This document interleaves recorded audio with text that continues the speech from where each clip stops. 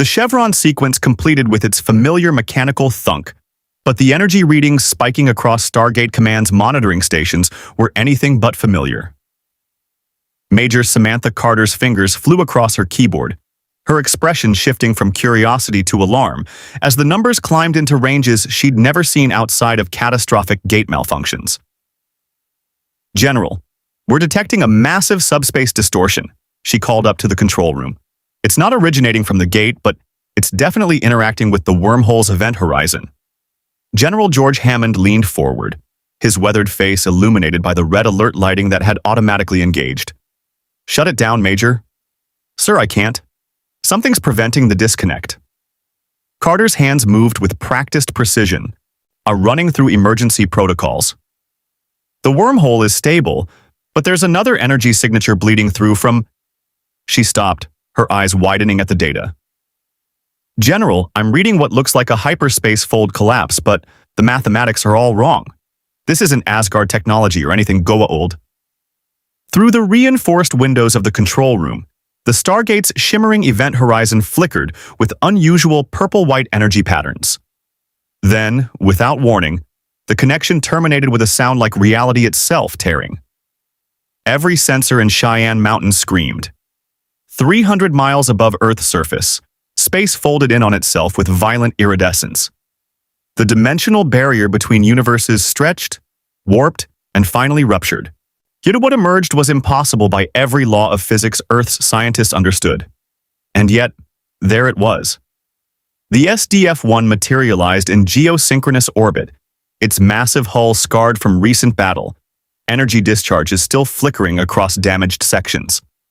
The Super Dimension Fortress was a flying city, over 4,000 feet of reverse-engineered alien technology, housing 50,000 souls who had just been fighting for survival against the Zentrady armada.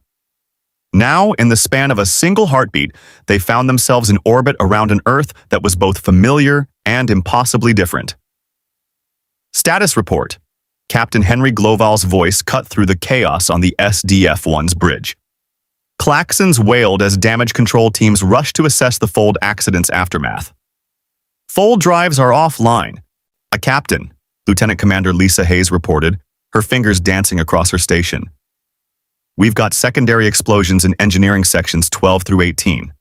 Casualties unknown." "But sir," her voice caught. "Navigation confirms we're in Earth orbit. We made it home." Gloval's eyes narrowed as he studied the main view screen. Earth hung before them, blue and beautiful and completely wrong.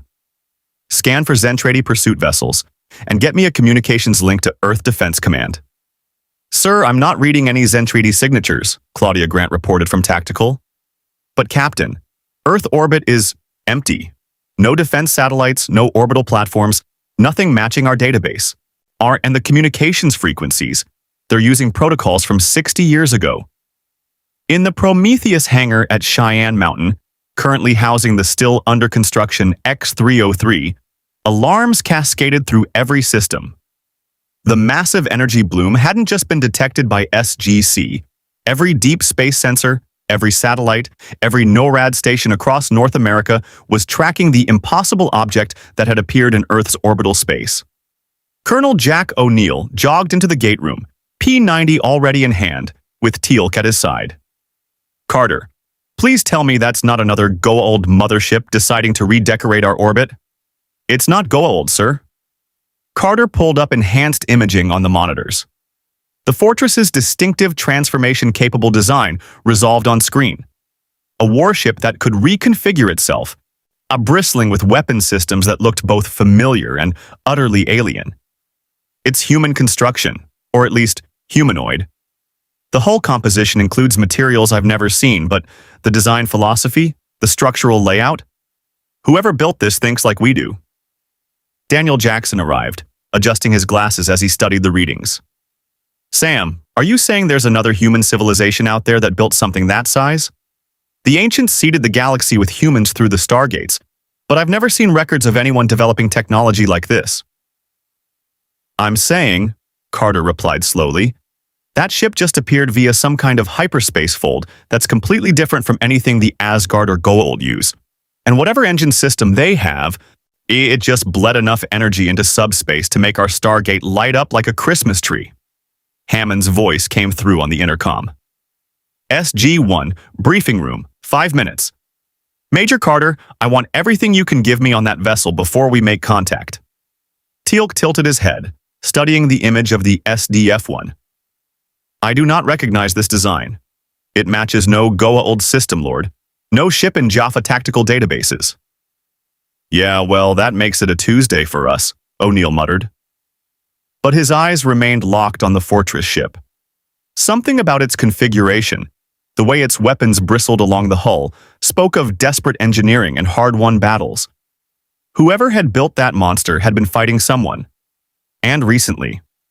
On the SDF-1's bridge, communications specialist Vanessa Leeds looked up sharply.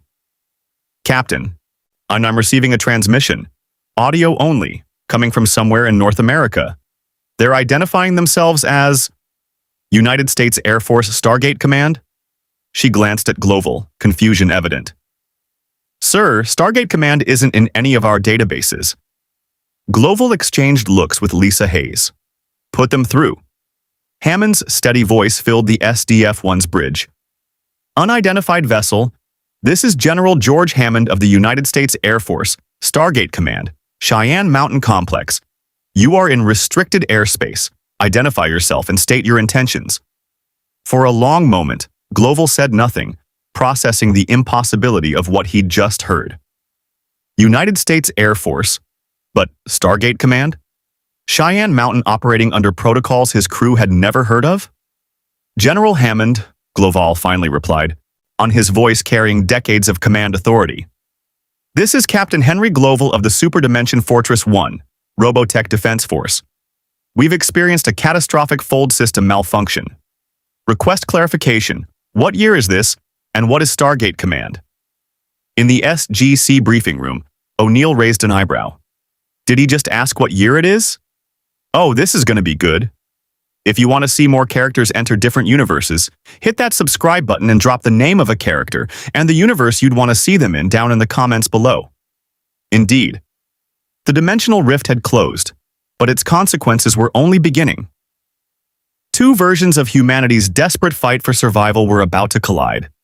And somewhere in the dark between stars, both Zentrady sensors and Goa'uld long-range detection arrays were registering the same massive energy signature. The game had changed. The question was whether Earth could survive what came next. The briefing room fell silent as Captain Gloval's image resolved on the monitor. His lined face spoke of years spent in command, his uniform unfamiliar, yet unmistakably military. Behind him, the SDF-1's bridge bustled with activity. Crew members in uniforms Earth's military had never designed, operating consoles that defied conventional technology. General Hammond, Gloval began, his voice measured. Before we proceed further, I need to understand our situation. Our navigation systems confirm we're in Earth orbit, but nothing matches our records. No defense platforms, no Grand Cannon installations, no orbital stations. According to our chronometers, it's 2009. According to your transmission timestamp, it's 2002. Daniel leaned forward, fascination evident. Grand Cannon? Captain, well, what defense installations are you referring to? The orbital defense network established after the Zentrady's first attack, Lisa Hayes interjected from off-screen. The installations that should be defending Earth from... She stopped, realization dawning. You don't know about the Zentrady. Hammond's expression remained neutral, decades of poker-faced negotiations with alien species serving him well. Captain Gloval, I think we need to have a more extensive conversation. You've mentioned a fold system malfunction, a Robotech Defense Force, and alien attackers we've never encountered. Meanwhile, you've appeared in our orbit using technology we don't recognize. He paused deliberately. I'm going to propose something unusual. But would you be willing to send a delegation through our Stargate to Cheyenne Mountain for face-to-face discussion? Your what? Gloval's confusion was genuine. Carter stepped into frame. Captain, the Stargate is an ancient alien device that creates artificial wormholes, allowing instantaneous travel between planets. We have one here on Earth, and we use it to explore the galaxy and defend against threats like the Goa'uld. The SDF-1's bridge crew exchanged glances. Claudia Grant spoke up from her station. Captain, that's essentially what our fold drives do, except we fold space itself rather than creating wormholes. But instantaneous travel between planets? We've been working on perfecting that for years. The Goa'uld, Gloval repeated slowly. Another alien species? How many are out there? Thousands of worlds. Hundreds of species, Daniel said. The Goa'uld are parasitic aliens who take human hosts. They've enslaved humans across the galaxy for thousands of years, posing as gods. We're part of the resistance against them. Teal'c stepped forward, his Jaffa bearing unmistakable. The gold first prime emblem on his forehead caught the light. I am Teal'c of Chulak. I am Jaffa, a warrior race created by the Goa'uld to serve as soldiers. I have renounced false gods and now fight alongside the Tauri. The reaction on the SDF-1's bridge was immediate. Hands moved toward sidearms. Combat-experienced eyes assessed threat levels. Roy Fokker's voice came through. Gloval, we've got a possible alien contact situation here. Stand down, Gloval ordered. Teal'c, you said you were created by these Goa'uld? As in, are your entire species? The Goa'uld genetically modified my ancestors to carry their larval young, Teal'c explained. All Jaffa bear the mark of the false god they serve. I once served Apophis. I do so no longer. O'Neill watched the SDF-1 crew's reactions carefully. They were processing fast, adapting to new information with the efficiency of people who'd already had their worldview shattered by alien contact. Captain, how long have your people been dealing with aliens? 11 years, Lisa Hayes answered. A warship crashed on an island in the South Pacific in 1999. We spent a decade rebuilding it, reverse engineering the technology. When we launched the newly christened SDF-1 in 2009, the ship's automated system sent a signal into space. That signal brought the Zentrady, 5 million ships, are all looking to retrieve the vessel and destroy anyone who'd touched their protoculture technology. 5 million? Carter's voice cracked slightly. The Zentrady are a warrior race, cloned in enormous numbers, Gloval continued. Giants, most of them, 50 feet tall. They've been fighting a war for thousands of years, and that crashed ship belonged to their enemy. By activating it, we became combatants whether we wanted to or not. We've been running ever since, trying to get Earth civilians to safety while fighting a running battle across the solar system. Hammond's command mask slipped slightly. Captain, you're saying your ship contains civilians. How many? 56,000 at last count, Gloval said quietly. When the Zentrady attacked during our launch ceremony, yet the SDF-1's first hyperspace fold accidentally brought a significant portion of our city's population aboard. We've been trying to get them home ever since. This fold accident was supposed to be our final jump to Earth. Instead, he gestured at the view screen showing an unfamiliar orbital space. Instead, you ended up here, Hammond finished. In our timeline, on an Earth that apparently developed very differently from yours. Daniel's mind was racing. Sam, if they reverse-engineered alien technology in 1999, that's 3 years after we opened our Stargate. 2 completely different first contact scenarios, 2 different technological trees. But both human-led, Carter mused. Captain, this protoculture technology you mentioned, what is it? A new voice joined the transmission. Protoculture is the fundamental energy source of robotechnology. An older man in a white coat appeared on screen. I'm Dr. Emil Lang, Chief of Robotech Research. Protoculture is a dimensional energy derived from a specific flower species cultivated by the civilization that built the SDF-1 before we captured it.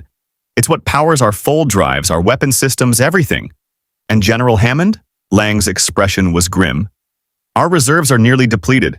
That fold accident drained our remaining supplies to critical levels. O'Neill whistled low. So you've got a city ship full of civilians, you're running on empty, and you're in an orbit you don't recognize. That about sum it up? Additionally, Gloval said, if the dimensional rift we created remains unstable, the Zentrady may be able to track us through it. We could have brought our war to your doorstep. Hammond stood. Captain Gloval, I'm authorizing a face-to-face meeting. Bring your senior staff through the Stargate. Coordinates and dialing instructions will follow. We'll sort out what happened, share information, and determine the best course of action. In the meantime, my people will help however we can. General, Gloval replied, respect evident in his tone. We'll accept your offer. Gloval out. The transmission ended. The briefing room remained quiet for a long moment. Finally, O'Neill broke the silence. So, let me get this straight.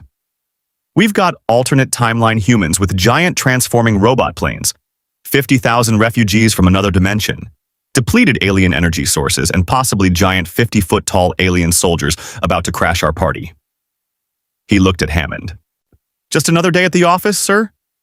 Brief the president, Hammond ordered. And Carter, start analyzing that full drive energy signature. If there's any chance the Zentrady can follow them through, I want advance warning. Yes, sir, Carter said, already moving toward her lab. Teal'c's expression was thoughtful. Two human civilizations, both struggling against overwhelming alien forces. There is symmetry here. Yeah, O'Neill said quietly, watching the SDF-1's image on the monitor. Let's just hope we can help them before whoever's chasing them shows up. The Stargate activated with its characteristic whoosh, the unstable vortex exploding outward before settling into its shimmering blue surface. Hammond stood in the gate room, SG-1 flanking him, as the first visitors from another version of Earth stepped through. Captain Gloval emerged first, his bearing unmistakably naval, despite the unfamiliar uniform. He was followed by Lisa Hayes, whose sharp eyes immediately cataloged every security measure in the room. Roy Fokker came next, his fighter pilot swagger evident even in the formal setting. Then Dr. Lang, carrying a data device that made Carter's eyes light up with professional interest. Finally, a younger man in a flight suit, Rick Hunter, squadron leader of the Skull Squadron Veritech fighters. Welcome to Stargate Command, Hammond said, extending his hand. Or Captain Gloval. Gloval's handshake was firm. General Hammond, thank you for the invitation. I'll admit, stepping through that device was unsettling. You get used to it, O'Neill offered. Mostly. The iris clanged shut behind them as the wormhole disengaged. Rick Hunter stared at the massive ring, then at the control room above. That's incredible. Instantaneous travel between planets just by dialing a 7-symbol address? We've been trying to perfect fold technology for years, and you're doing it routinely? The ancients built the Stargates millions of years ago, Daniel explained as they walked toward the briefing room. They seeded the galaxy with human populations and created the gate network for exploration. We inherited the system and figured out how to use it. Millions of years, Lang breathed. Captain, if this technology predates even the civilization that built our original ship. His scientific mind was clearly racing. The briefing room filled quickly. SG Teams 1, 3, and 5 were present, along with key SGC personnel. Maps of the gate network covered one wall. The SDF-1 delegation took seats across from Hammond, the table between them symbolic of the massive gulf they were trying to bridge. Let's start with the basics, Hammond began. Captain, tell us about the Zentrady threat.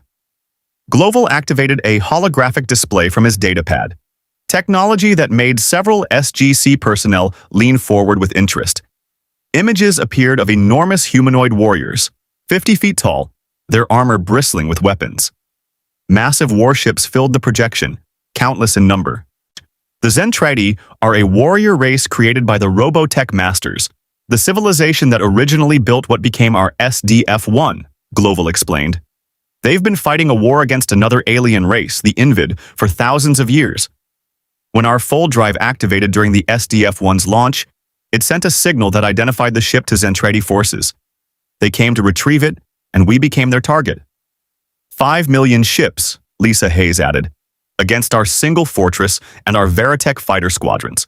We've survived through constant movement, hit-and-run tactics, and the fact that Zentrady culture forbids them from understanding anything except warfare. They're clones, bred only for combat with no concept of peace or civilian life.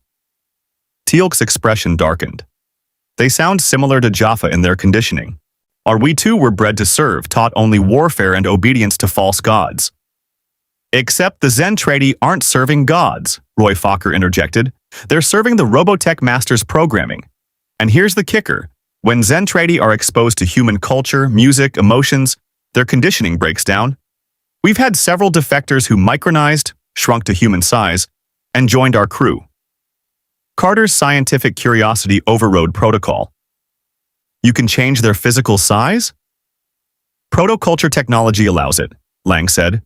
In fact, protoculture seems to interface with biological systems in ways we're still discovering.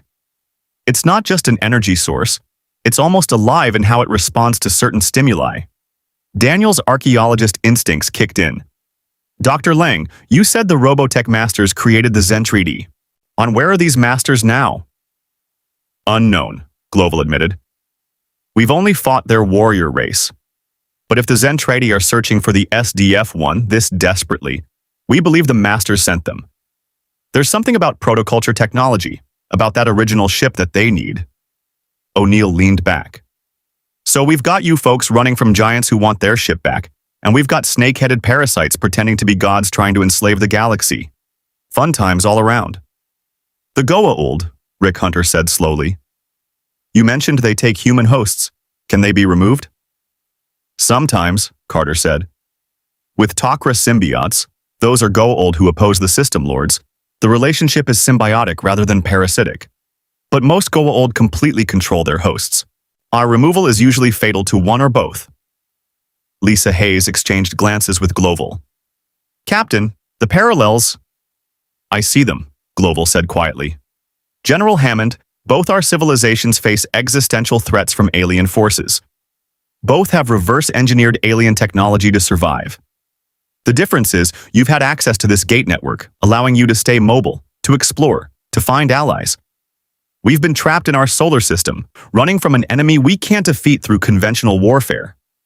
Hammond nodded slowly. And now you're here, stranded in our timeline with depleted energy reserves and 50,000 civilians to protect. Sir, Carter interjected, I've been analyzing the energy readings from their fold accident. The dimensional rift they created intersected with our Stargate's subspace field. That intersection is still radiating exotic particles. If the Zentraedi have sensors capable of tracking protoculture signatures, they'll follow us through, Gloval finished grimly. We may have hours, days at most. The room went cold. How many ships are we talking about? Hammond asked. Roy Fokker pulled up tactical displays. When we jumped, we had a Zentrady pursuit force of approximately 20,000 vessels on our tail. Mostly cruisers and destroyers, but at least 50 capital ships. If even a fraction of that force comes through, our orbital defenses aren't designed for that scale of attack, Hammond said. The X-303 Prometheus is still months from completion. We have F-302 squadrons, but nowhere near enough to engage 20,000 warships. Which is why, Rick Hunter spoke up, we need to talk about our Veritechs. O'Neill raised an eyebrow. Your what now? Roy grinned, the expression of a man about to show off his favorite toy.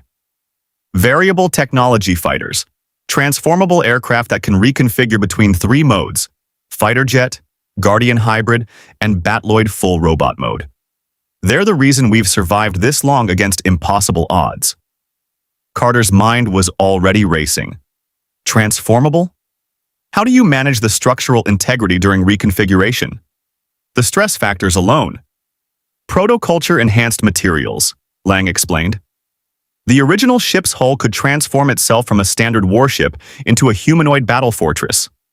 We miniaturized the technology for fighter-scale applications. Each Veritech is essentially 3 different combat vehicles in one. Teal'c's interest was evident. Adaptability in combat form. A warrior who can change tactics by changing shape. This would be formidable against Goa'uld death gliders. General, Gloval said carefully, we came through your Stargate with only senior staff, but the SDF-1 carries 300 Veritech fighters and their pilots. If the Zentrady come through that rift, Earth will need every defensive asset available. I'm offering our fighters and pilots to bolster your defenses. In exchange for? Hammond's pragmatism showing. Survival, Gloval said simply. Somewhere to land our civilians. Access to whatever technology might help us either repair our fold drives or adapt to this timeline. And information, everything you know about this galaxy, these Goa'uld, and whether there's any chance we can find protoculture or an equivalent energy source through your gate network. Hammond considered, then looked at his team. Carter was practically vibrating with scientific questions. Daniel's mind was cataloging cultural parallels. Teal'c saw potential warriors. O'Neill met his commander's eyes and gave a slight nod. "Captain Gloval," Hammond said, "welcome to Earth's defense network. Let's figure out how to keep both our civilizations alive." The monitor in Hammond's office displayed two images side by side. The SDF-1 in orbit above Earth and a Goa'uld mothership from SGC's database. The scale differences were striking. The fortress dwarfed the pyramid ship, but the strategic implications were what concerned the general. "Major Carter's analysis confirms the dimensional rift is still active," Hammond said, studying the data. "Faint, but detectable. If the Zentrady have the right sensors—" "They do," Gloval confirmed. He stood beside the general, hands clasped behind his back in a posture that spoke of too many command decisions made under pressure. "Protoculture leaves a unique energy signature. That's how they've tracked us across the solar system for months. This rift will be like a beacon." O'Neill entered with Teal'c, both carrying technical readouts. Carter's got her lab full of Robotech engineers. Never seen her this excited outside of an Aquata reactor. Apparently, their energy conversion principles are giving her ideas about, and I quote, "revolutionary applications for gate power distribution." Dr. Lang is equally enthusiastic, Lisa Hayes added, a slight smile touching her otherwise professional demeanor. He's never met anyone who could keep up with his theoretical discussions before. Dr. Jackson is translating ancient texts for him about dimensional physics. Hammond allowed himself a brief smile before returning to business. "Captain, I've discussed your situation with the President. He's authorized temporary asylum for your civilians and military integration of your Veritech forces with our defensive operations. However, we need to address the elephant in the room, or rather, the giant aliens potentially about to crash through a dimensional rift." "Agreed," Gloval said. "Commander Hayes and Lieutenant Hunter are preparing tactical briefings for your pilots. But General, there's something you need to understand about Zentrady combat doctrine. They don't do surgical strikes or strategic objectives. They overwhelm through numbers and firepower. When they come, they'll come in force." Teal'c's expression was grim. The Jaffa used similar tactics in service to Apophis, wave after wave until defenses collapse. Except these waves are 50-foot-tall genetically engineered warriors in ships equipped with reflex weaponry, Rick Hunter said from the doorway. He'd changed from his dress uniform into his flight suit, the Skull Squadron insignia prominent on his shoulder. "Permission to enter, General?" Hammond nodded. "Lieutenant Hunter, you're scheduled to brief our F-302 pilots." "Just finished preliminary discussions, sir." Rick's expression was troubled. "Your pilots are good, damn good. But they're trained for dogfighting with death gliders and engaging Haytak vessels. The Zentrady fight differently. No finesse, no tactics beyond destroy everything. And their battle pods are tough. Our Veritechs can handle them because we can transform mid-combat, change tactics on the fly. Your F-302s are locked into single-mode configuration." O'Neill crossed his arms. "You saying our pilots can't handle it?" "I'm saying they'll die trying without the right approach," Rick said bluntly. "Sir, I've lost too many good pilots learning how to fight the Zentrady. I don't want to see your people make the same mistakes we did." The room went quiet. It was Teal'c who spoke first.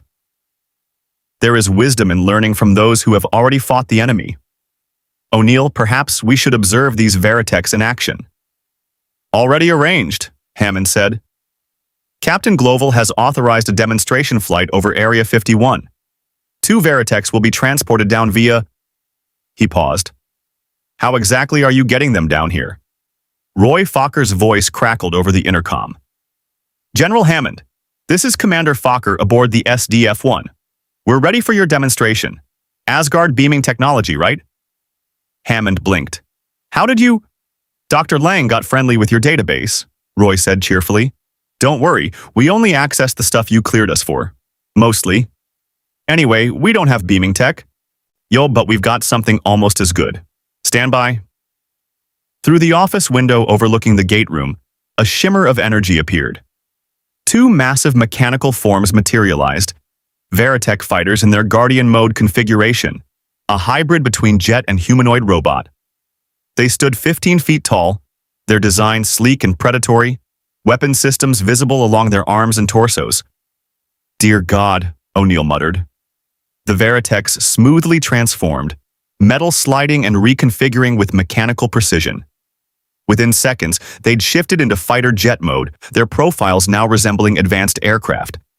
Then, with another fluid transformation, they reconfigured into full Batloid mode, humanoid robots bristling with weaponry. Carter's voice came through on comms, breathless with excitement. "General, I'm reading the transformation sequence. The structural reconfiguration happens in 1.3 seconds. The engineering required to maintain integrity during that kind of metamorphosis it's beautiful." "It's terrifying is what it is," O'Neill said, though his tone held grudging respect. "How many of these do you have?" 300 Veritechs across multiple squadrons, Gloval answered. Skull Squadron, Vermilion, Blue Squad, Ghost, Angel, Wolf, each with specialized training. And every pilot has survived months of running combat against Zentrady forces. Hammond made his decision. "Captain, I want your squadron leaders coordinating with our F-302 wing commanders. If the Zentrady come through, we need integrated tactics. Colonel O'Neill, you'll work with Commander Fokker on defensive strategy." "Yes, sir," O'Neill said. Then, to Gloval. "No offense, Captain, but I need to ask, can we trust your people? This is Earth's defense we're talking about." Gloval met his eyes steadily. "Colonel, my people have been fighting to protect Earth, our Earth, for almost a year. 50,000 civilians depend on us. We've lost pilots, crew members, friends, all for the chance to get home." He gestured toward the Veritechs in the gate room. "This might not be our timeline, but it's still Earth, still humanity.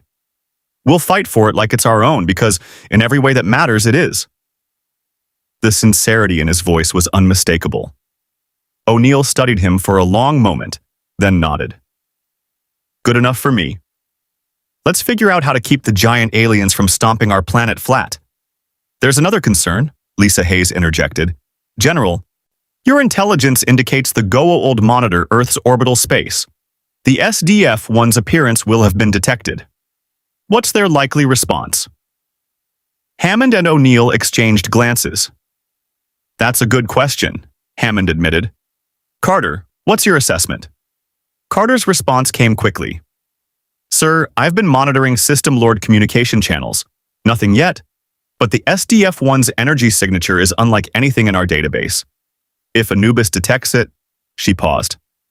"Sir, Anubis has been searching for ancient technology and advanced weapons. A fortress ship with transformation capabilities and unknown energy systems? He'll want it." "Then we have a timetable," Gloval said grimly. "Zentrady from one direction, Goa'uld from another. How long before we're fighting on two fronts?" "Hours, maybe days," Hammond said. "Which means we need to move fast. Captain, get your civilians off that ship and into secure locations.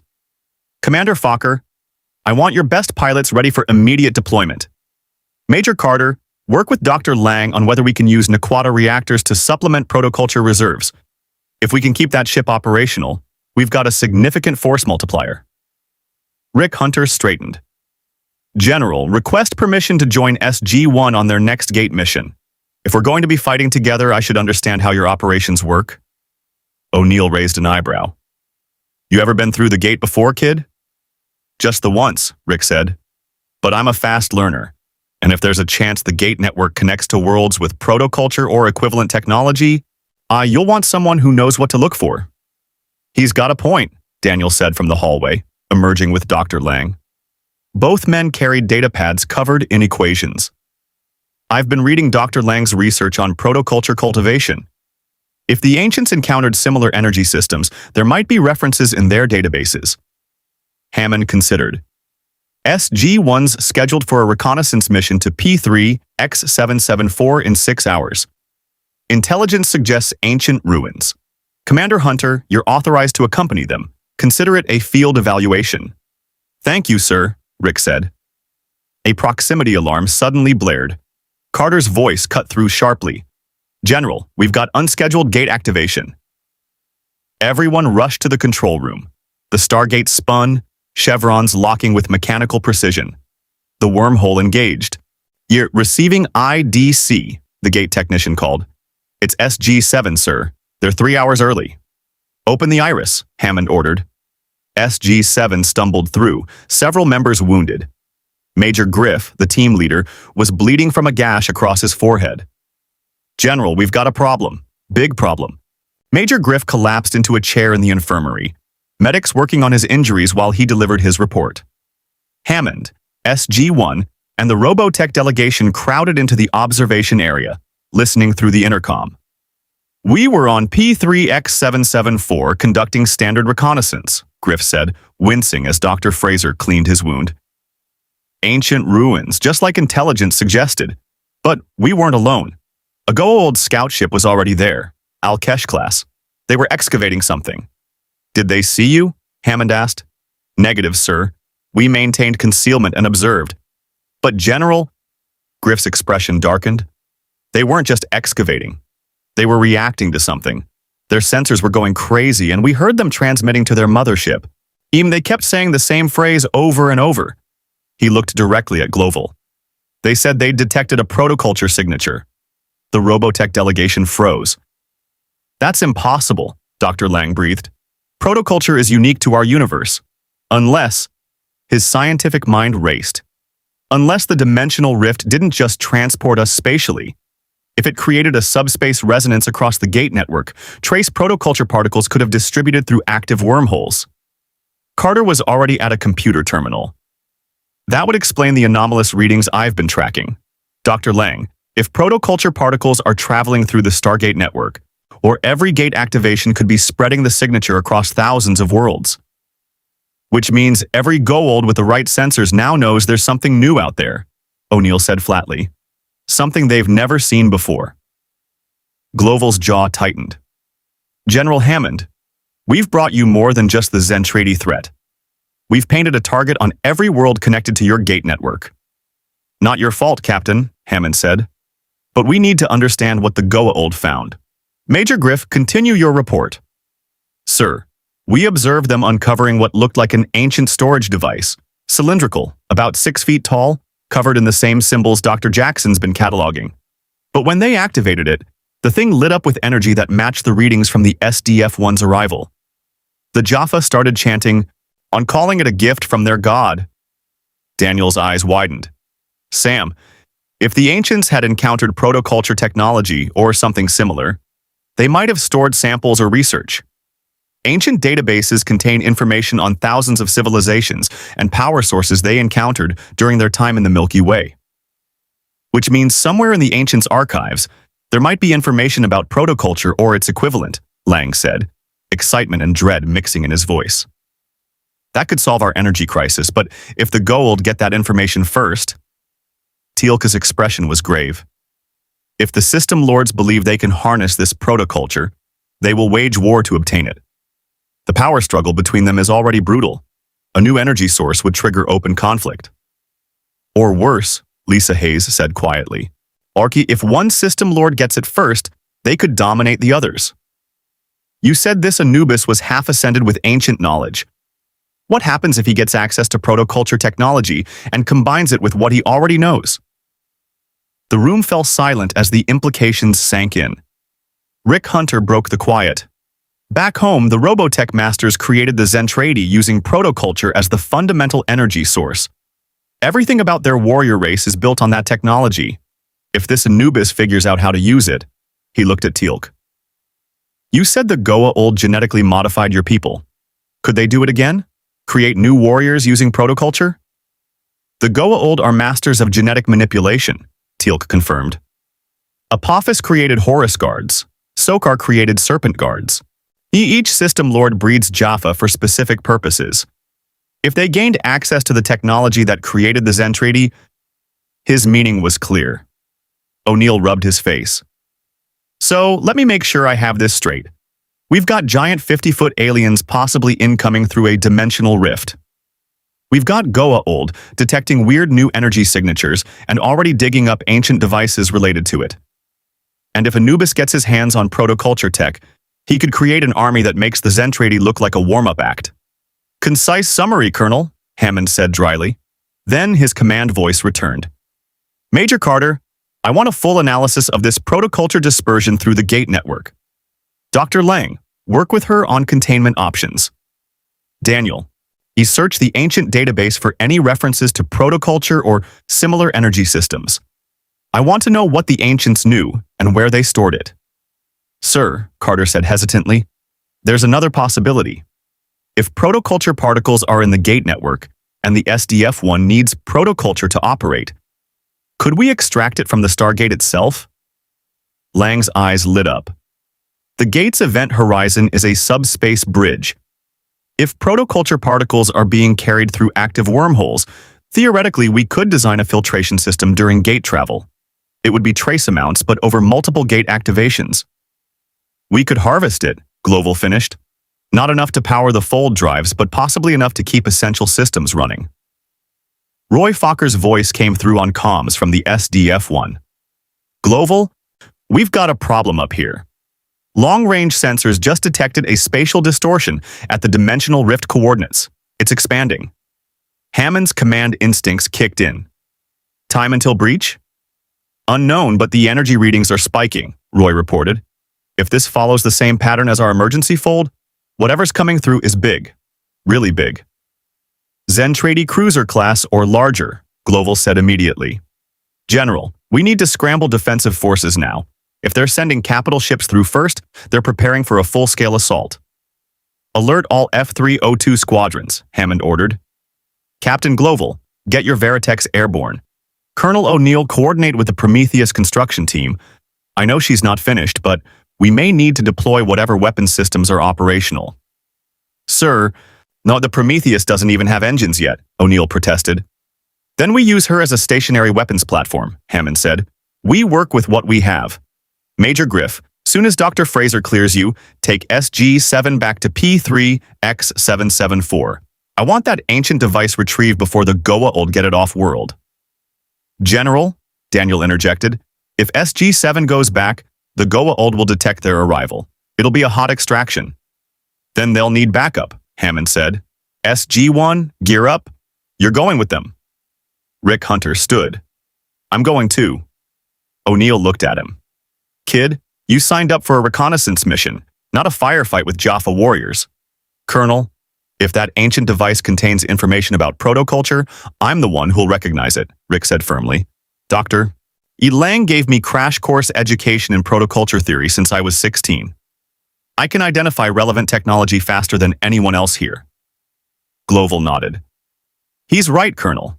Rick's been living and breathing robotechnology his entire adult life. If there's a connection to protoculture in those ruins, he'll spot it. O'Neill studied the young pilot, seeing the determination and combat experience behind his eyes. Finally, he nodded. Fine.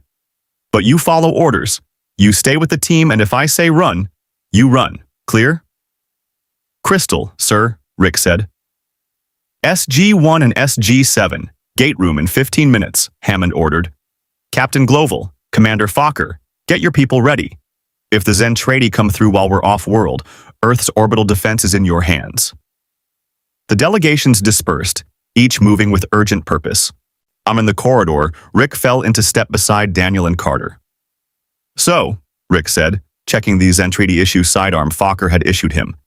What should I expect on the other side of that gate? Daniel adjusted his glasses. Well, probably ancient ruins that could rewrite our understanding of the universe, hostile Goa'uld forces trying to kill us, and if we're really lucky, maybe some Jaffa with staff weapons. Staff weapons? Energy weapons that look impressive but aren't very accurate, Carter explained. We prefer P-90s.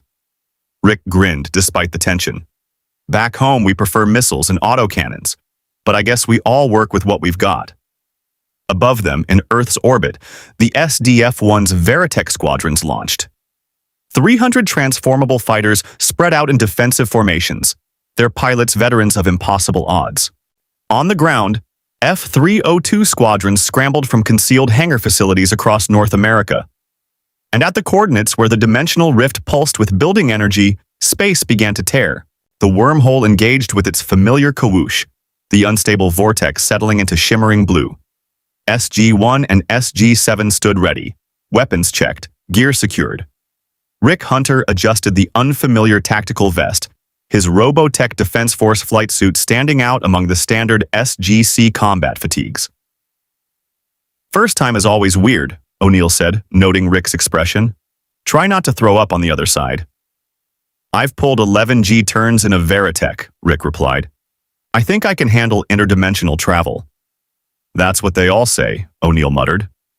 "SG-1, SG-7, you have a go," Hammond's voice echoed from the control room. "Retrieve that ancient device before the Goa'uld extracted. And people, come home."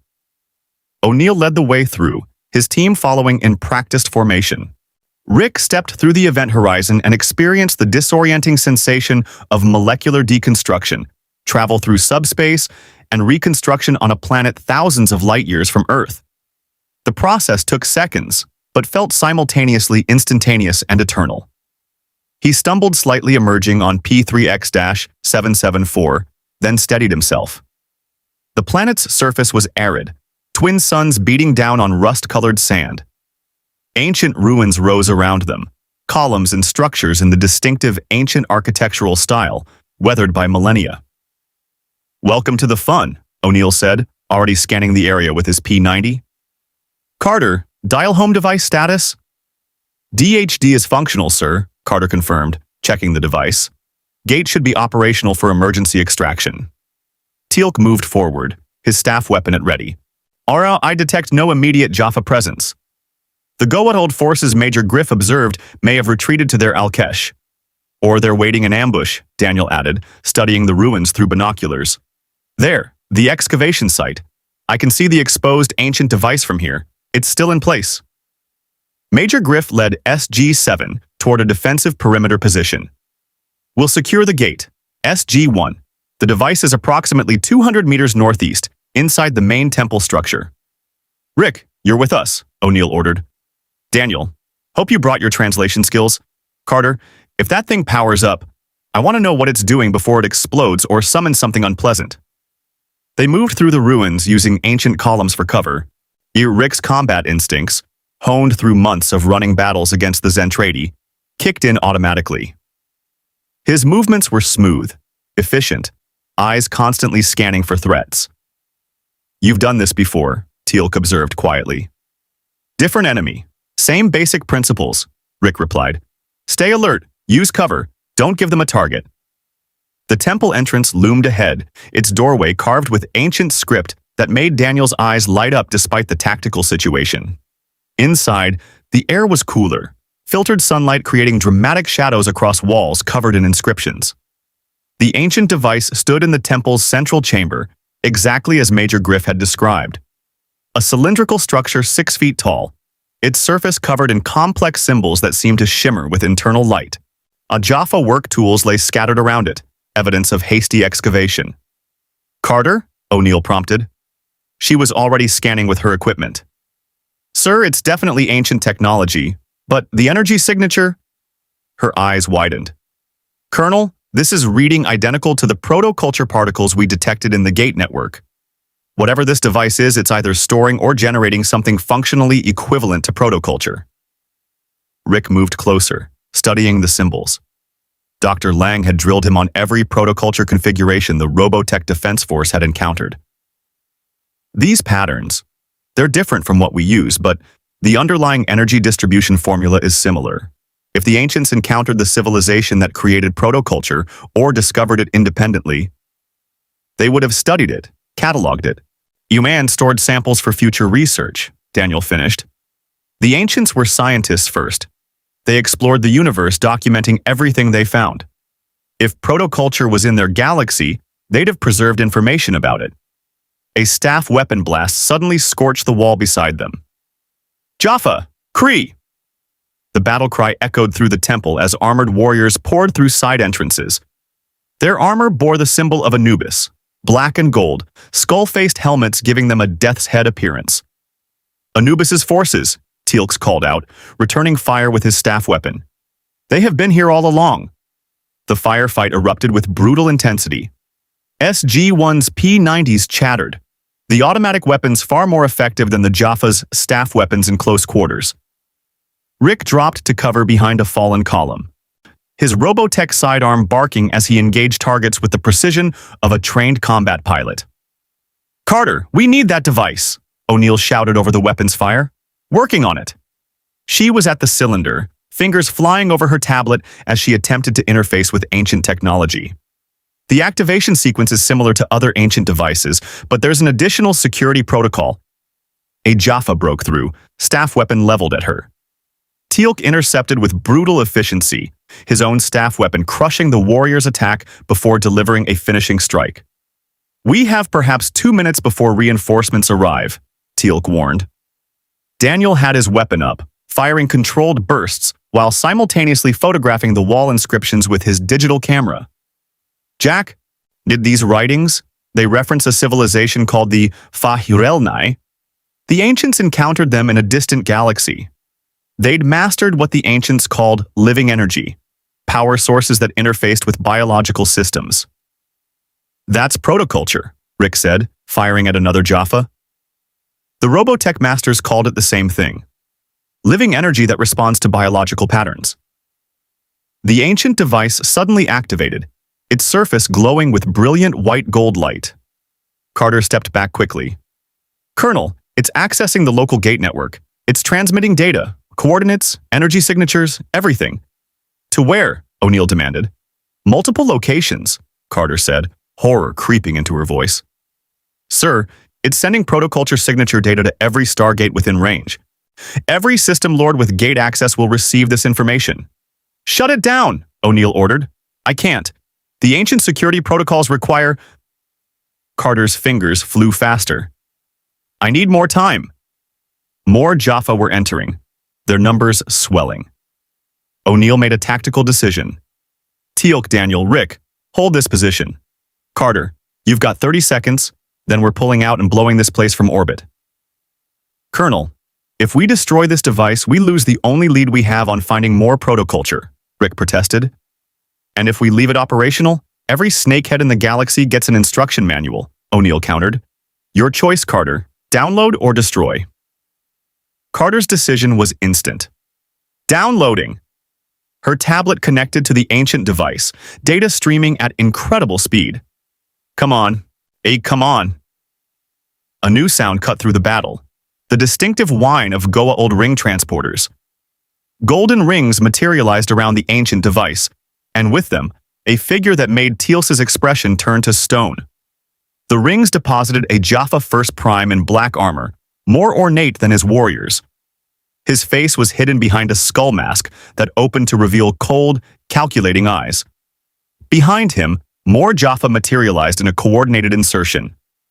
"I am Heric, First Prime, in service to the great god Anubis," he announced, his voice resonating with augmented power. "You will surrender the ancient device, or you will die where you stand." O'Neill's response was immediate. "Yeah, we're gonna go with option 3. His P-90 opened fire. The temple erupted into chaos. Heric moved with enhanced speed, Anubis's genetic modifications evident in his superhuman reflexes. His personal shield activated, energy bolts deflecting harmlessly.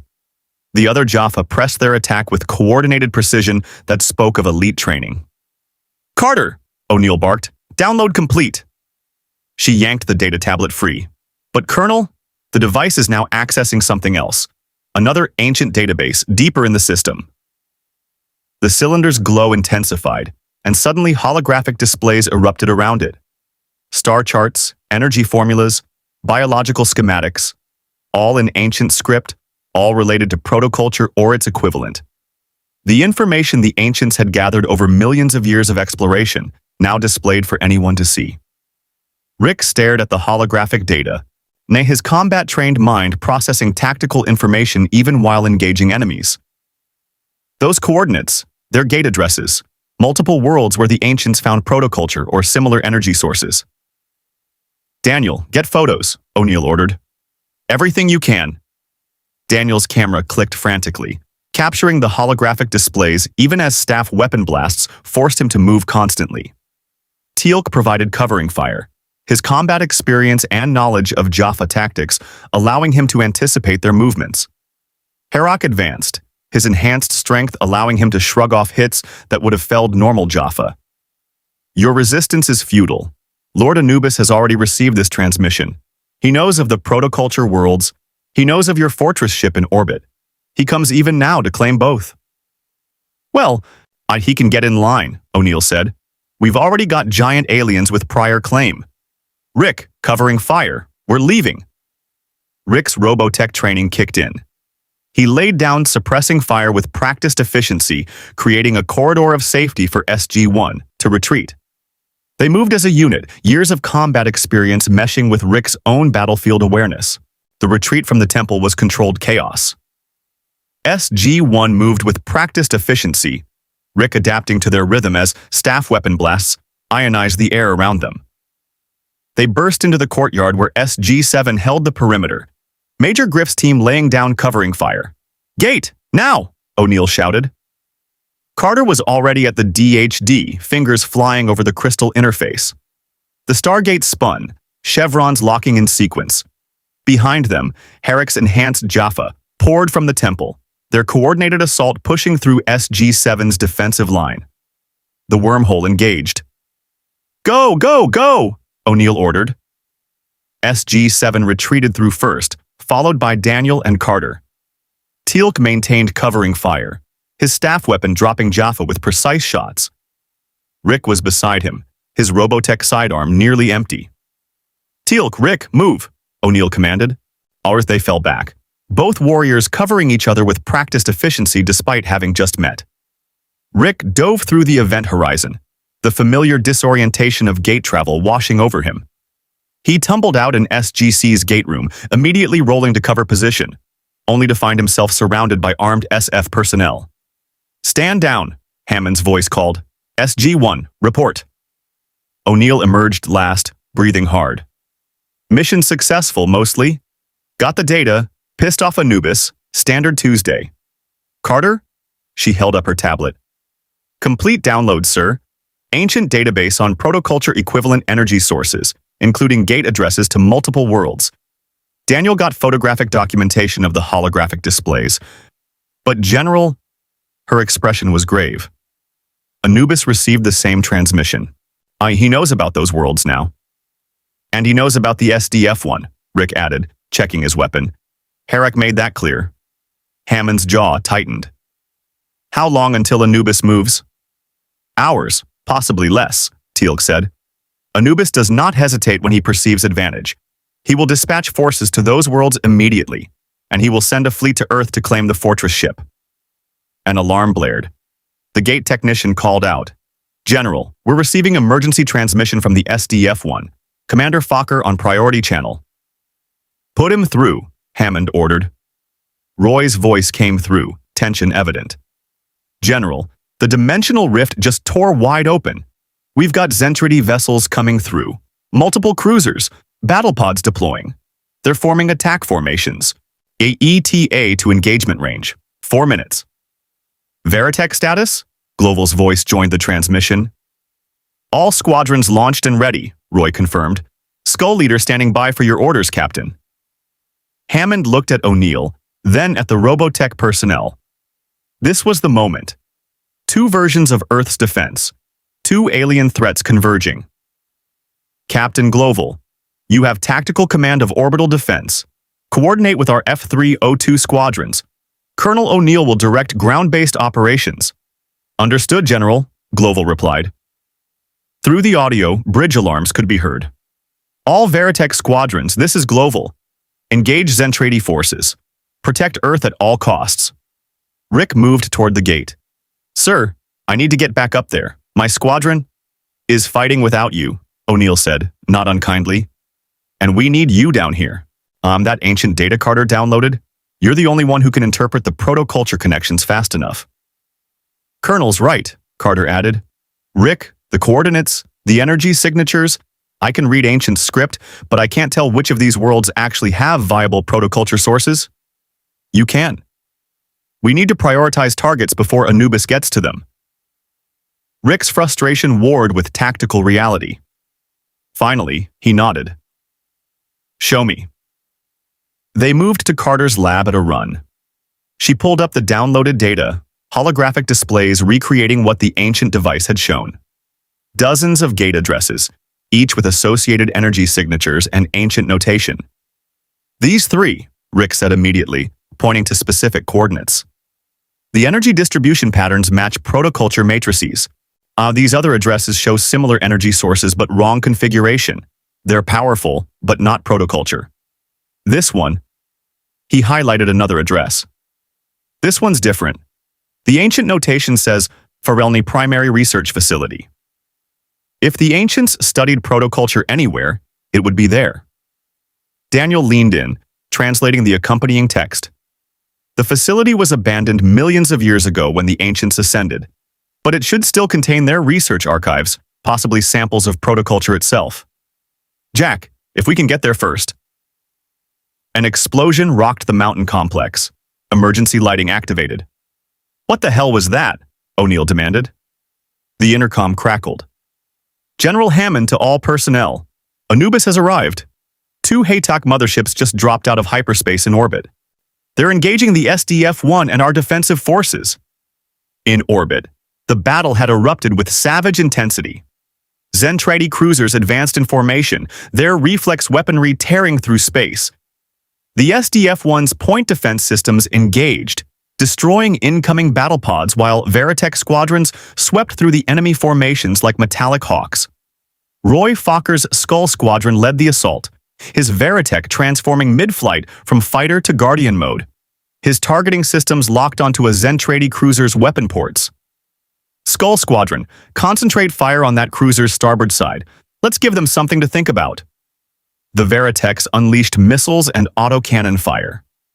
The transformable fighter's ability to shift configurations mid-combat gave them maneuverability the Zentrady couldn't match. Now, where their battle pods were optimized for single-mode combat, Veritechs adapted. Fighter mode for speed, Guardian for versatility, Batloid for close combat maneuvering. F-302 squadrons engaged alongside them, their Earth-designed interceptors fast and deadly.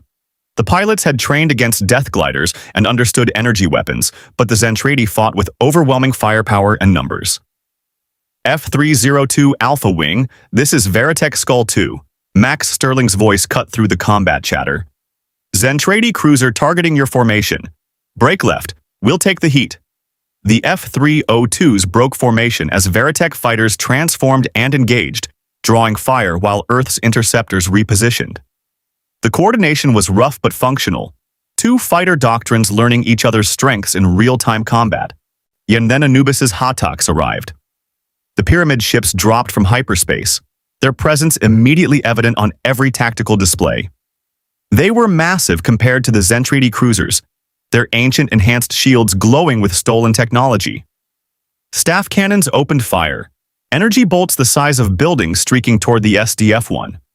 The fortress's main shields flared, absorbing the impact. Gloval's voice remained calm on the command channel. All batteries, return fire. Target the lead, Haytak's shield generators. The SDF-1's reflex weaponry engaged, particle beams and missiles launching toward the Goa'uld motherships. The ancient fortress was designed to fight fleet actions, its firepower capable of devastating entire enemy formations. The lead Haytak's shields buckled under the concentrated assault. But the Zentrady weren't idle. Recognizing the new threat, several cruisers redirected fire toward the Haytaks. In the chaos of 3-way combat, Earth found itself with unlikely temporary allies. Captain Gloval, Lisa Hayes called from her station. The Zentrady are engaging the Goa'uld vessels. They're treating them as hostile forces. The Zentrady attack anything not Zentrady, Gloval replied. We can use this. Commander Fokker, pull your squadrons back and let the 2 alien forces engage each other. Conserve ammunition and protoculture. In the SGC lab, the mountain shook again as orbital weapons fire impacted Earth's atmosphere. We're running out of time, Carter said, studying tactical displays. Sir, Anubis's forces are trying to break through to reach the SDF-1. If they capture it, they'll have access to Robotech technology and whatever protoculture reserves remain. And the Zentrady are trying to reclaim their original ship, Rick added. They don't care about Earth. They just want the fortress and to eliminate anyone who's touched protoculture technology. That includes everyone on this planet now. Hammond made his decision. SG-1, gear up for immediate gate travel. You're going to this Fael Nai research facility. Find whatever protoculture or ancient research you can. If we can't hold orbit, we need insurance. Sir, the gate room's still hot from our last mission, O'Neill protested. Anubis knows we were on P3X-774. He'll have forces watching gate addresses from that ancient database. Then you'll have to fight through them, Hammond said flatly. Colonel, we're fighting on 3 fronts. Zentrady, Goa'uld, and a race against time. That research facility might contain technology that tips the balance. I need you to get there. O'Neill looked at his team, saw their readiness despite the exhaustion. Then at Rick Hunter, the young pilot who'd gone from one war to another without hesitation. All right, Rick, you're officially SG-1 for this mission. Daniel, find me everything about this facility. Carter, gate addresses and tactical assessment. Teal'c, I shall prepare weapons and supplies, O'Neill, Teal'c finished. Above them, the battle raged across Earth's orbital space. 3 civilizations, 3 desperate fights for survival, all converging on one planet. The Stargate engaged, its event horizon stabilizing as SG-1 prepared for departure. Rick checked his gear one final time. Robotech sidearm, spare magazines, tactical vest loaded with equipment he'd learned to use in the last 6 hours. It felt surreal, stepping through a portal to another world while his squadron fought in orbit above. Heads up, O'Neill said, his tone shifting to combat-focused. The Fael Nai facility's been abandoned for millions of years. No telling what we'll find. Could be pristine ancient tech, could be collapsed ruins, could be occupied by something that really doesn't want visitors. Or Anubis could have beaten us there, Carter added, checking her P90. The transmission went to all system lords. He's not the only one who will want this prize. Daniel adjusted his pack, stuffed with documentation equipment. Ori, the ancient text, described the facility as a repository of living energies. That's significant. The ancients usually chose very precise terminology. If they called it living energy rather than power source, they recognized Protoculture's unique properties. The wormhole shimmered before them, blue and infinite. SG-1, you have a go, Hammond's voice echoed from the control room.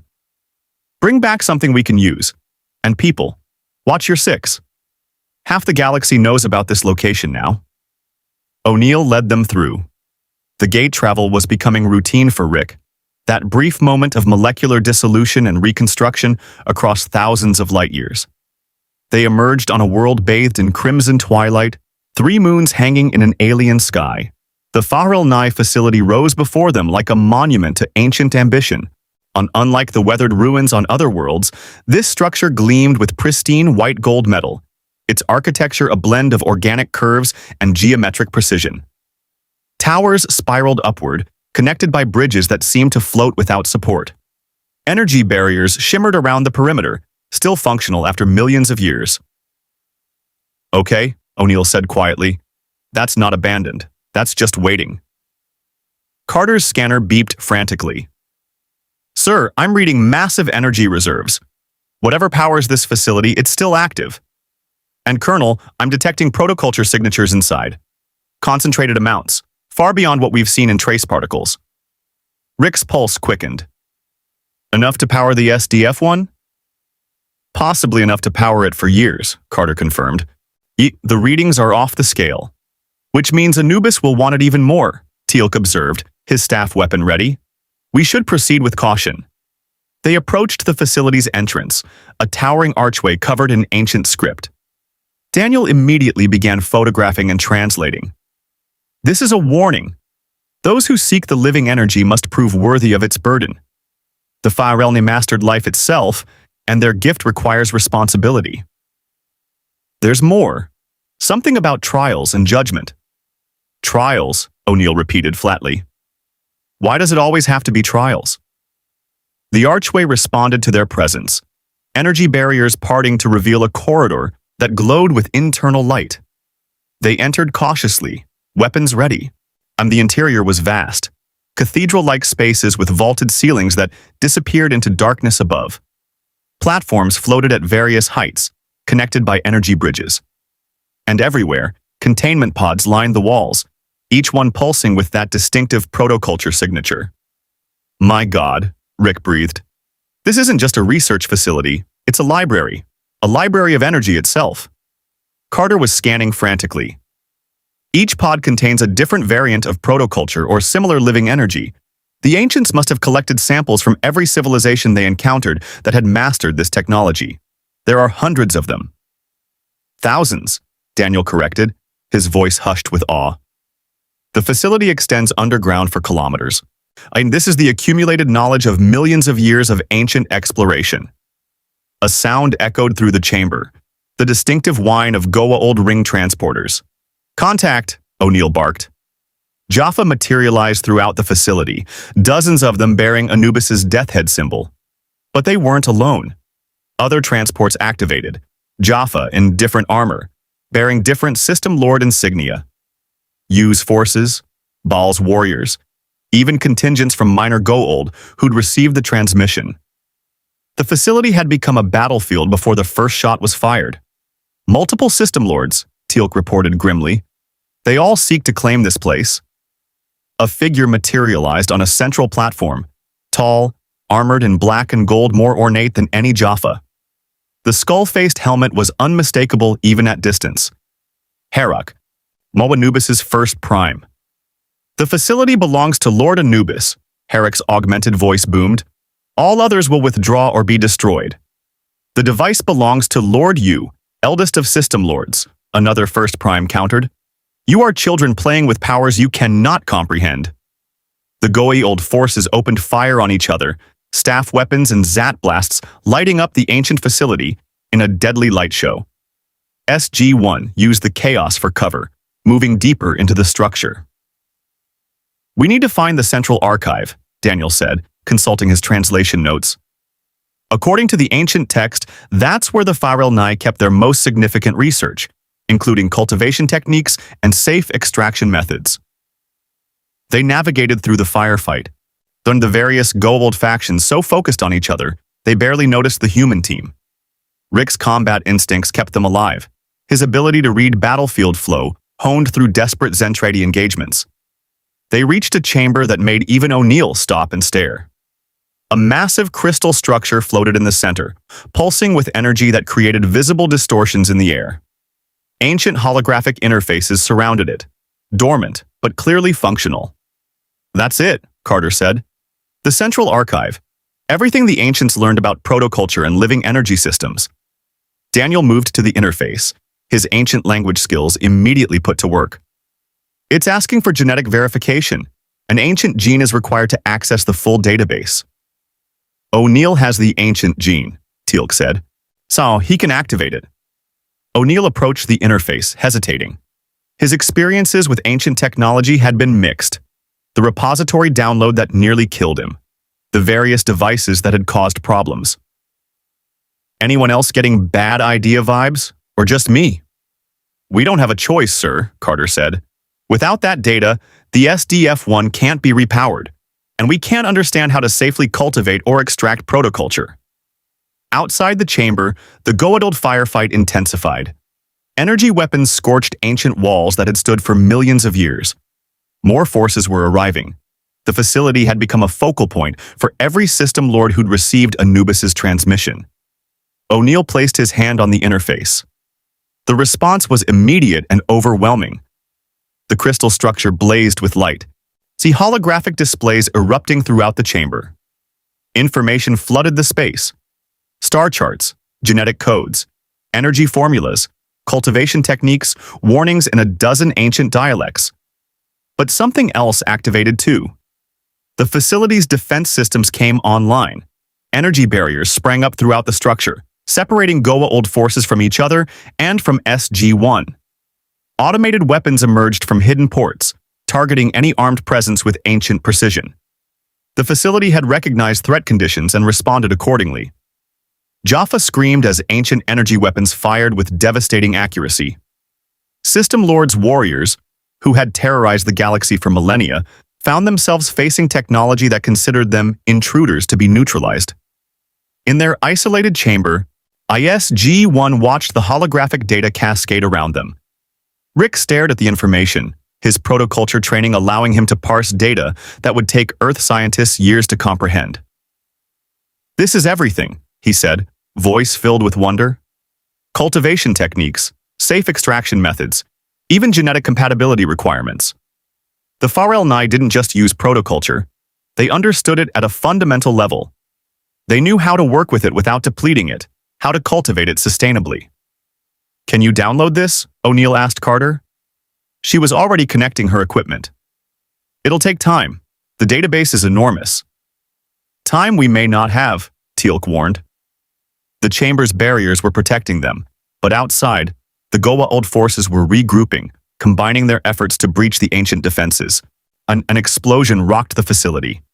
Through the chamber's translucent walls, they saw Anubis's enhanced Jaffa using modified weapons. Technology augmented with ancient knowledge stolen from the repository.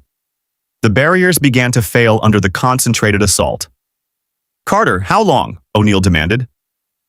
2 minutes minimum for critical data, she replied, fingers flying over her tablet.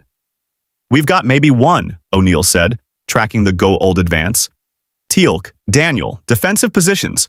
Rick, I can help narrow the download," Rick interrupted, moving to Carter's side. "I know which formulas are essential, which cultivation techniques we need immediately. If we prioritize, do it," O'Neill ordered. Rick and Carter worked in tandem, their combined knowledge, her expertise in ancient technology, or his understanding of protoculture, allowing them to extract the most critical information at incredible speed. The barriers fell. Heric led his enhanced warriors into the chamber, their weapons trained on SG-1.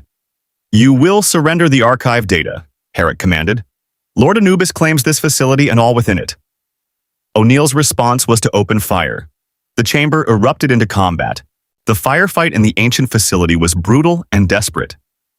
O'Neill and Teal'c held the primary approach, their weapons creating a deadly crossfire that forced Heric's Jaffa to take cover behind protoculture containment pods. Daniel fired controlled bursts from a flanking position, while Carter and Rick worked frantically at the download terminal. 60 seconds, Carter shouted over the weapons fire. Heric's enhanced strength allowed him to advance despite the barrage, his personal shield absorbing P-90 rounds that would have dropped normal Jaffa. He moved with superhuman speed, closing the distance to SG-1's position. "Teal'c," O'Neill called. The Jaffa warrior was already moving, his staff weapon meeting Heric's in a clash of alien metals. They fought with brutal efficiency, the two warriors enhanced by different technologies. Heric, by Anubis's genetic modifications, Teal'c, by decades of first prime training and the Tretinan that had freed him from symbiote dependence. More Jaffa poured into the chamber. Then another group arrived. Baal's forces, recognizable by their silver and black armor. The two Goa'uld factions immediately engaged each other, turning the ancient chamber into a three-way battle. 45 seconds, Carter's voice was steady despite the chaos. Rick fired his Robotech sidearm, the weapon's distinct report mixing with staff weapon discharges and P-90 chatter. A Jaffa warrior broke through toward the download terminal. Rick shifted his stance, combat training taking over, and dropped the attacker with precision shots. The crystal archive pulsed, its energy output spiking as data transferred at incredible speeds. The containment pods lining the walls began to resonate in response, their protoculture contents reacting to the archive's activation. "Carter, we've got a problem," Daniel called out. "Those pods are destabilizing." She glanced at her readings, horror crossing her face. "The archive's energy output is creating a resonance cascade. If those pods breach..." "How bad?" O'Neill demanded, putting down another Jaffa. "Each pod contains concentrated living energy equivalent to small-scale nuclear devices," Carter said. "If they all go, this facility becomes ground zero for a protoculture chain reaction that could sterilize half the planet." Rick's eyes widened. The Robotech Master's homeworld was destroyed exactly that way. Uncontrolled protoculture release. It's why they were so desperate to recover our SDF-1. They'd depleted their own reserves and couldn't risk another catastrophic loss. 30 seconds on the download, Carter reported. "O'Neill, we must withdraw," Teal'c shouted, still locked in combat with Heric. Not without that data, O'Neill fired, covering Carter's position. Daniel, find me an exit strategy. Daniel was already studying the ancient interface, his fingers tracing symbols. There's an emergency evacuation protocol. The Ancients built in safeguards for exactly this kind of cascade failure. But activating it means the facility will purge its containment pods. Controlled release of all protoculture into the planet's core to prevent catastrophic surface detonation. And the archive data? Rick asked. Will be locked down permanently, Daniel said. See, one-time download only before the security wipe. What Carter's getting now is all we'll ever retrieve. The containment pod's vibration increased.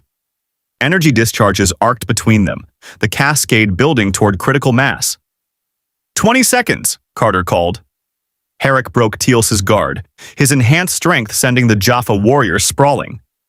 He advanced on the download terminal, hand device glowing with deadly energy. You will not steal what belongs to Lord Anubis. Rick moved without thinking, putting himself between Heric and Carter. The first Prime's energy blast caught him square in the chest, hurling him backward. His Robotech armor absorbed some of the impact, but pain exploded through his ribs. Rick! Carter's hands never left her controls, still working even as she called for help. Nai O'Neill's P-90 stitched a line across Heric's shields, forcing him back. Teal'c rose, blood streaming from a cut above his eye, and fired his staff weapon with pinpoint accuracy. The combined assault finally penetrated Heric's personal shield, the staff blast catching him in the shoulder and spinning him around. Download complete. Carter yanked the data crystal free. I've got it. Daniel, hit the evacuation protocol, O'Neill ordered. Everyone to the gate now? Daniel's hands flew across the ancient interface. Activating emergency purge. We've got 3 minutes before this place tears itself apart. The facility responded immediately. Alarms sounded, a tone that transcended language barriers. The containment pods began opening in sequence, and their protoculture contents streaming towards central collection points that led deep underground. The ancient engineering was beautiful even in destruction, controlled release preventing catastrophic detonation while still rendering the facility's contents inaccessible. The Goa'uld forces recognized the danger. Jaffa from multiple system lords abandoned their conflicts and fled toward ring transports. Heric, clutching his wounded shoulder, retreated with his remaining warriors. SG-1 ran. Rick stumbled, pain lancing through his chest with each breath.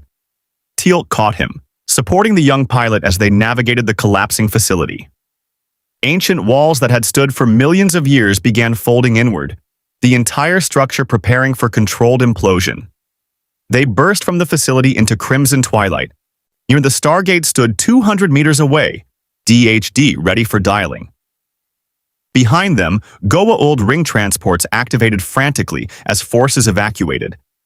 Carter was already at the DHD dialing Earth, the chevrons locked with familiar precision, the wormhole engaged.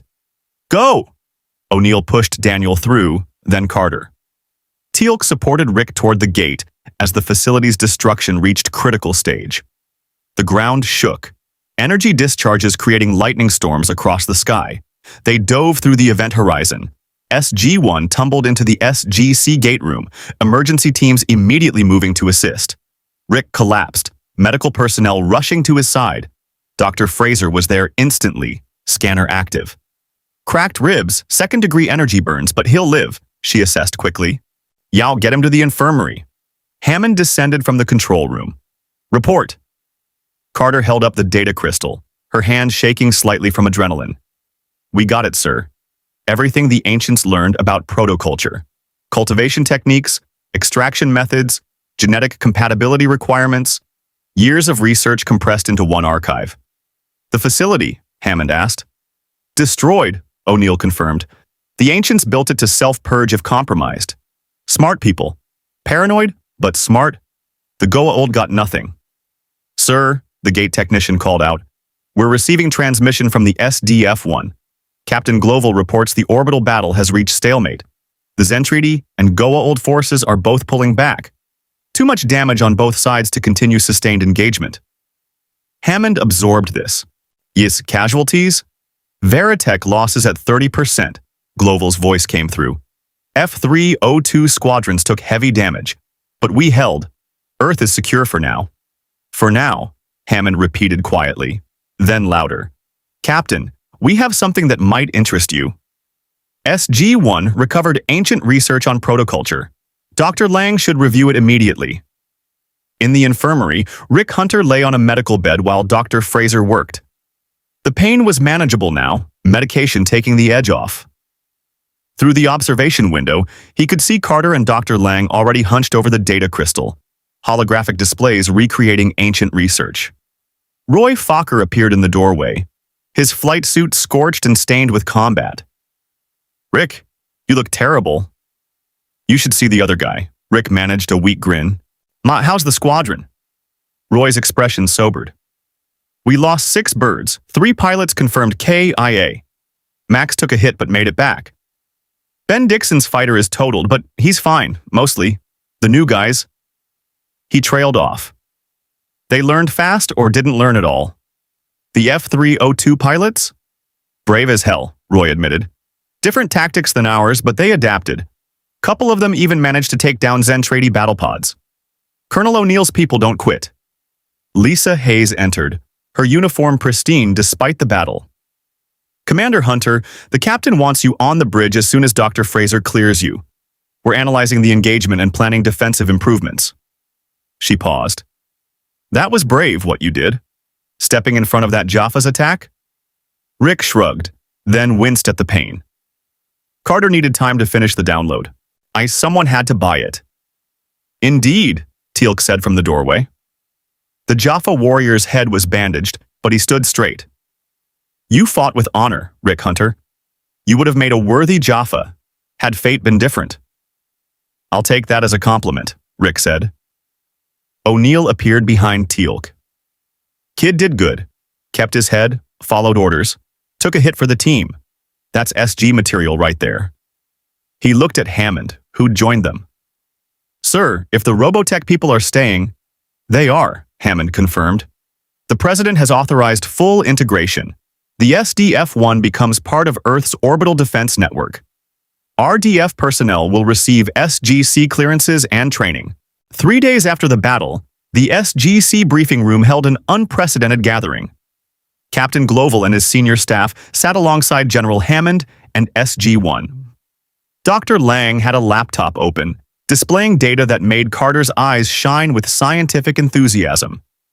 Rick Hunter, ribs still healing but mobile, stood beside Roy Fokker, both pilots in dress uniform. The ancient archive has exceeded our best projections, Dr. Lang reported, his voice carrying the excitement of a scientist who'd glimpsed revolutionary possibilities. The Fael Nai didn't just use protoculture, they perfected it. According to their research, sustainable cultivation requires specific environmental conditions and genetic compatibility markers. He pulled up holographic displays. Major Carter and I have identified 3 worlds in the Stargate network with the necessary conditions. 3 worlds where we can grow protoculture, Hammond said slowly. And Anubis knows about them too. He does, Carter confirmed. But sir, the ancient data includes something the Goa'uld won't have. Cultivation safety protocols. Without them, attempting to harvest protoculture results in what Dr. Lang calls cascade depletion. The energy source consumes itself. Which is what happened to the Robotech Masters' homeworld, Gloval added. They depleted their reserves through improper harvesting. If Anubis attempts the same without understanding the protocols, he destroys whatever he's trying to cultivate, O'Neill finished. So we've got a window. We get to those worlds first, establish cultivation facilities following ancient protocols, and secure Earth's protoculture supply before the snakeheads figure out why their harvesting keeps failing. Daniel spread star charts across the table. I've been analyzing the ancient records on the Fael Nai civilization. They were remarkable, a culture that achieved complete harmony between biological systems and advanced technology. They didn't conquer other species or impose their will. They shared their knowledge carefully, only with civilizations they deemed ready for the responsibility. Living energy requires living wisdom, Teal'c quoted. The ancients recognized this principle, the Goa'uld do not. Which brings us to the strategic situation, Hammond said. Captain Gloval, Status of the SDF-1? Operational at 65%, Gloval reported. Yes, the orbital battle damaged several key systems, but our engineering teams are working with SGC personnel on repairs. The integration of your Naquata reactor technology with our protoculture systems is promising. Dr. Lang believes we can create a hybrid power system that combines the best of both. The political situation is equally complex, Lisa Hayes added. We've opened diplomatic channels with every major government on this Earth. The revelation of the Stargate program, the SDF-1's arrival, and the orbital battle has forced disclosure. The President is managing the international response, but, Captain, we need to address our civilians. Gloval nodded heavily. 56,000 people who thought they were going home. Instead, they're on an Earth that's fighting a galaxy-spanning war against false gods, locked with giant aliens still hunting us. He looked at Hammond. General, your president has been generous with asylum, but my people need purpose. They need to know they're contributing, not just refugees. Hammond had clearly anticipated this. Captain, we're establishing what the president is calling the Stargate Alliance, formal integration of Earth's defensive forces, including the SGC, Robotech Defense Force, and international military assets. Your civilians with technical skills will be invaluable. We need engineers, scientists, medical personnel. Everyone who can contribute to Earth's defense and gate exploration will have a role. And my pilots? Roy Fokker asked. Your Veritech squadrons will operate alongside our F-302 wings, Hammond said. Combined training protocols are already being developed. Colonel O'Neill and Commander Fokker will co-lead tactical operations. O'Neill and Roy exchanged glances. Mutual respect mixed with healthy competitive spirit. This should be interesting, O'Neill muttered. Furthermore, Hammond continued, we're authorizing joint SG-RDF teams for gate missions. SG-1 will take priority on missions to the Protoculture cultivation worlds. Lieutenant Hunter, you're being assigned as permanent liaison to SG-1 for these operations. Rick straightened despite his injuries. Sir, I'd be honored. Don't be, O'Neill said dryly. We get shot at a lot. Daniel gets kidnapped on Tuesdays. Carter accidentally activates ancient doomsday devices. Teal'c broods menacingly. It's a whole thing. I have faced Zentrady cruisers in a Veritech fighter, Rick replied with a slight smile. I think I can handle Tuesday kidnappings, Daniel laughed. I like him. He's optimistic. Give him a month. The mood lightened briefly before Hammond brought them back to business. There's one more matter, the Zentrady. They pulled back after the battle, but, Captain, you said they don't give up. What's their next move? Gloval's expression darkened. They'll regroup, repair, and return. The dimensional rift is still open, faint, but detectable. They'll use it to bring more forces through. And if they detect that we've secured protoculture cultivation worlds, he didn't need to finish. Then we fortify those worlds, Teal'c said. Establish defensive positions, gate shields, orbital platforms, make them costly to attack. The Tok'ra could help, Carter suggested. They have intelligence networks throughout Goa'uld territory. If we share information about the Zentrady threat, they might be willing to provide early warning if System Lords move on the cultivation worlds. I'll reach out to Jacob, Hammond said, referring to Carter's father and his Tok'ra symbiote. But people, let's be clear about what we're facing. We've got the Zentrady hunting the SDF-1, multiple System Lords competing for protoculture technology, Anubis seeking ancient knowledge to combine with living energy systems, and a dimensional rift we can't close that connects our universe to one at war. Sounds like a typical month at Stargate Command, O'Neill said, except with more giant robots. I'm weirdly okay with that part. There is one advantage we have not yet discussed, Dr. Lang interjected. The ancient archive contained more than protoculture research. It included references to other Fael Nai technologies, dimensional stabilization, genetic enhancement within ethical parameters, energy-to-matter conversion systems. If we can understand and implement even a fraction of this knowledge, Earth's technological capabilities will advance by centuries. While simultaneously putting targets on our backs from every advanced species in 2 galaxies, Daniel added. The Fael Nai were careful about who they shared with. We need to be equally careful about how we use this knowledge. Agreed, Hammond said. which is why I'm establishing a Joint Oversight Committee, SGC Command, RDF leadership, and civilian scientific advisors. No ancient technology or protoculture application goes live without full review. The meeting continued for another hour, covering logistics, training schedules, resource allocation, and diplomatic protocols.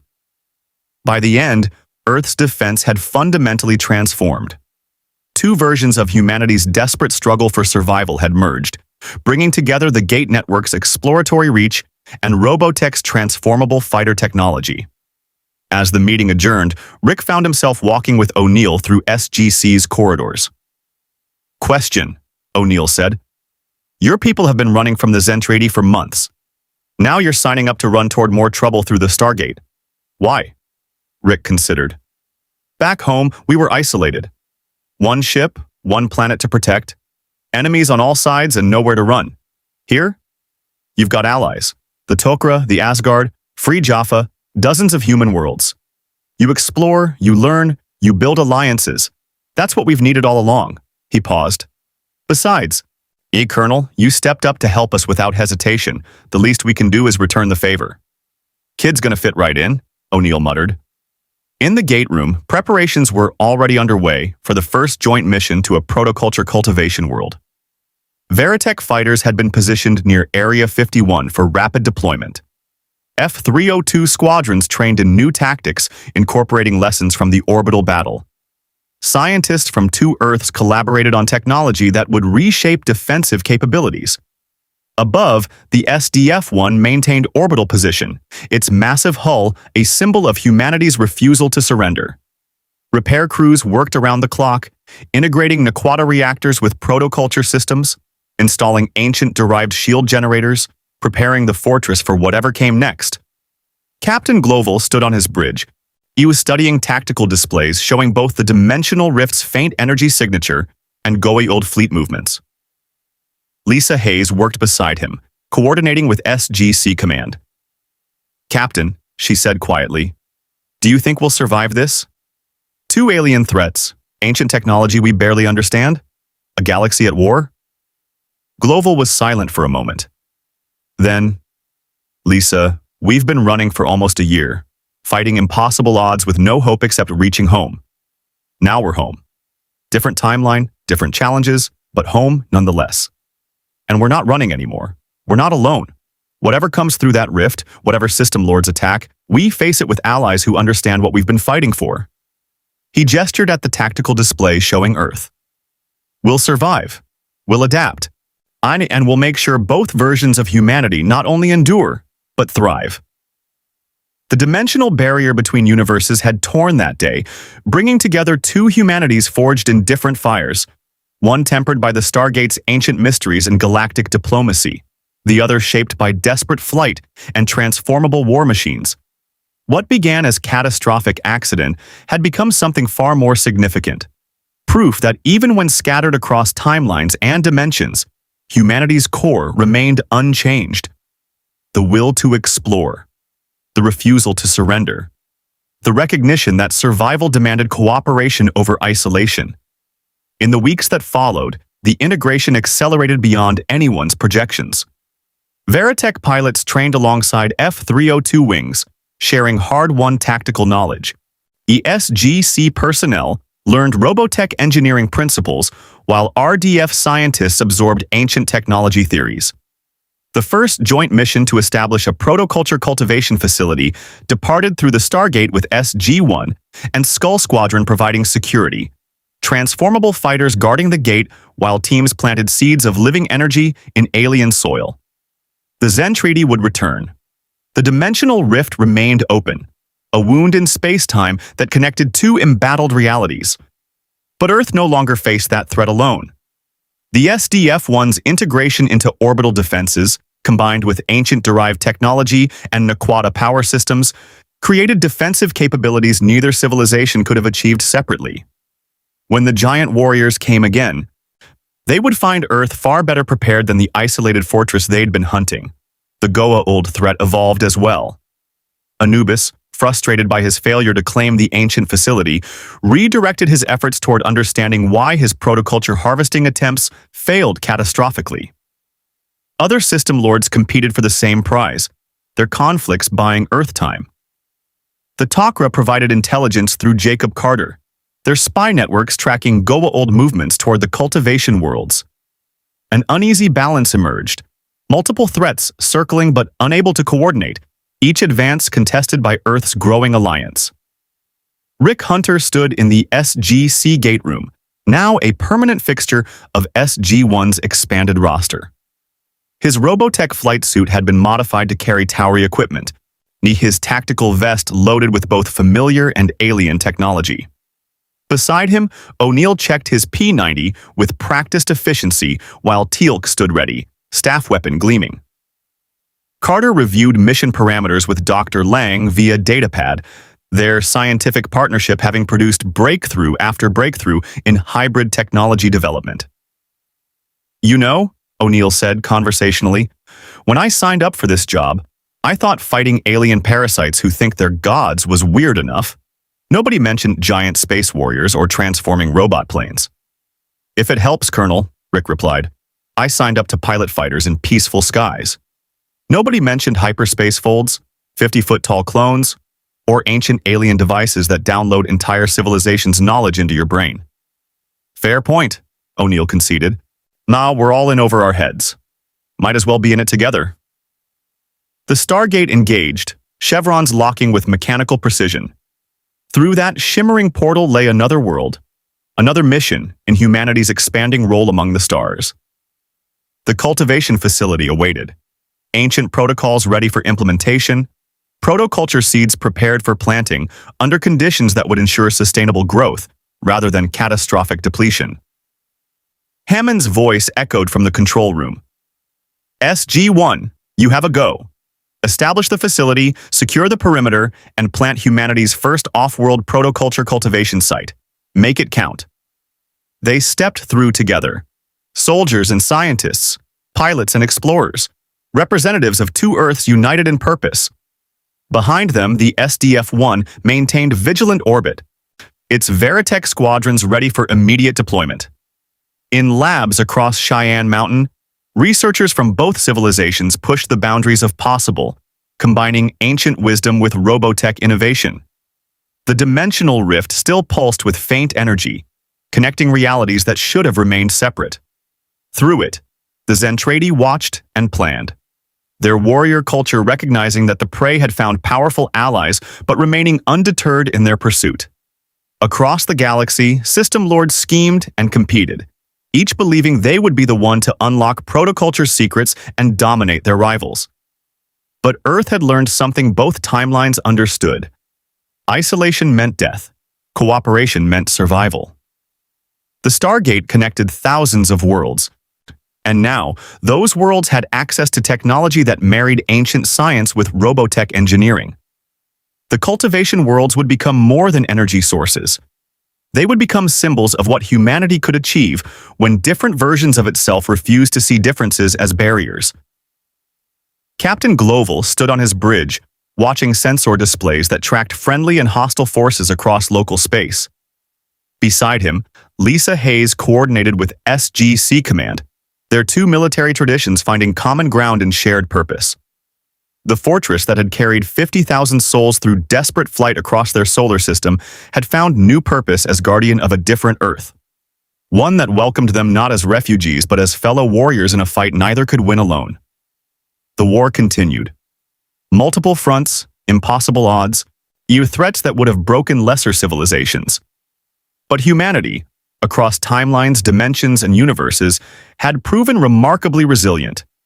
They explored where others feared to venture. They stood when retreat seemed logical. They built alliances from shared adversity and found strength in cooperation. And somewhere in the ancient archive's data, encrypted in layers of security and wisdom, lay hints of even greater discoveries. The Fael Nai had not limited themselves to protoculture alone. Their civilization had achieved harmonies between technology and biology that suggested possibilities barely glimpsed.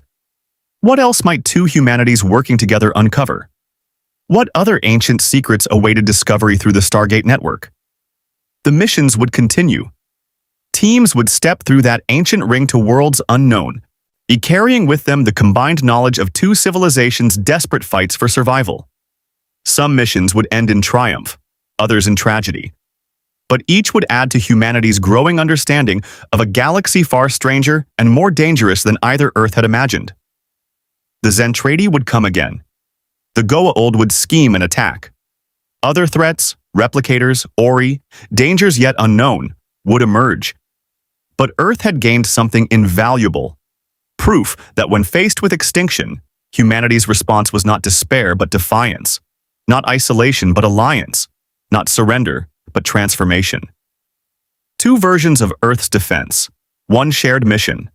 Survive, explore, and ensure that among the stars, humanity would not merely endure but flourish.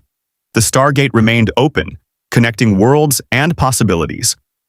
The SDF-1 held orbit, its transformation capabilities ready to adapt to whatever came. And between them, new teams trained, new technologies developed, new alliances formed. The dimensional collision that brought Robotech to Stargate had changed both universes irrevocably. What came next would be written by warriors and explorers, scientists and pilots, all committed to one fundamental truth. Humanity's greatest strength was not advanced technology or superior firepower, but the stubborn refusal to face impossible odds alone. Indeed, more stories await.